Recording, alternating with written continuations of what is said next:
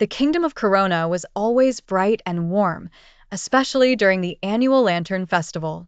Rapunzel loved this time of year, the glowing lights, the joyful songs, and the happiness in the air.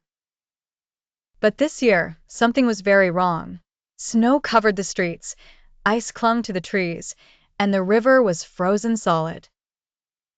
The people shivered in their homes, and the lanterns that were supposed to float into the sky were trapped under thick layers of ice. Winter has never come to Corona like this before, Rapunzel said, hugging her arms.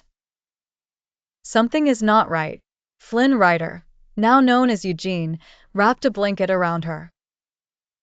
Maybe it's just a strange winter storm, he suggested, but Rapunzel shook her head. She could feel that something magical was at work. Without hesitation, she sent a message to a friend who knew more about ice than anyone, Queen Elsa of Arendelle. Elsa arrived the next morning, gliding over the frozen river on a bridge of shimmering ice. Anna and Kristoff followed behind her on Sven's sleigh, bringing warm blankets and hot chocolate for the people of Corona.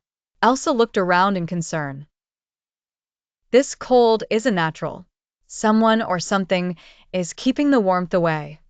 Rapunzel nodded. And we have to stop it before the festival. Elsa closed her eyes and reached out with her magic. She could sense something deep in the forest, a strange, icy presence that did not belong. It's coming from the old ruins in the northern woods, she said. Rapunzel, Eugene, Elsa, Anna, Kristoff, and Olaf set off into the forest. As they moved deeper, the air grew even colder, and the trees were covered in thick, blue ice. At the heart of the ruins, they found an ancient statue of a woman with outstretched hands. Her eyes gleamed with frozen light, and her lips whispered a soft, chilling wind. Elsa stepped closer and gasped. This is the spirit of eternal winter. She must have awakened somehow. A sudden gust of icy wind swirled around them, and a voice echoed through the air. The world is more beautiful in ice and snow, the spirit said. I will never let the warmth return. Rapunzel stepped forward. But the people of Corona need warmth and light. The Lantern Festival brings hope. Why take that away? The spirit's frozen eyes glowed. Long ago, my magic was sealed away because people feared the cold. Now I am free again. Elsa understood the pain in the spirit's voice. I know what it's like to be feared for your powers, she said gently. But you don't have to freeze the world to be seen. The spirit hesitated. Rapunzel took Elsa's hand and added, Let us show you the beauty of warmth and light.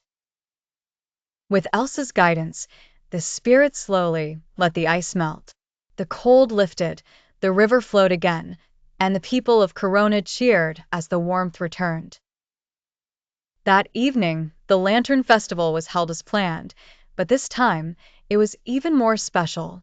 The spirit of winter stayed to watch, and Elsa created delicate snowflakes that danced in the air as the lanterns rose into the sky. I never knew warmth and ice could exist together, the spirit whispered. Elsa smiled. They can if you let them.